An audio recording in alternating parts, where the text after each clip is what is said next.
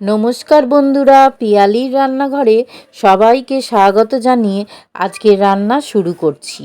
প্রথমে একটা আলু ছোট ছোট ডুমো ডুমো করে কেটে নিয়েছি আর দুটো কাঁচা লঙ্কা কুচি। কড়াইয়ে 2 চামচ তেল গরম হলে আলু আর কাঁচা লঙ্কাটা ছেড়ে দেব, একটু ভাজা ভাজা করে নেব সামান্য লবণ দিয়ে।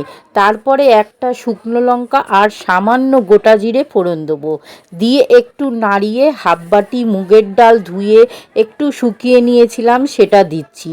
এবার আলুর সাথে ডালটা একটু ভাজা ভাজা করব।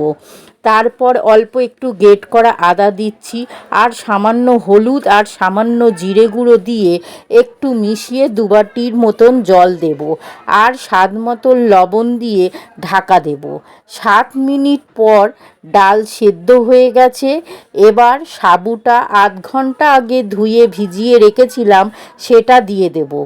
যতটা ডাল ততটাই সাবু দিতে হবে। এবার ঢাকা দিয়ে 3 মিনিট, ব্যাস হয়ে গেছে। এবার 1 চামচ চিনি আর 1 চামচ ঘি আর ওপর থেকে একটু ধনেপাতা কুচি ছড়িয়ে দিলেই উপোসের দিনে দারুণ স্বাদের সাবুর খিচুড়ি রেডি। গরম গরম দারুণ লাগে।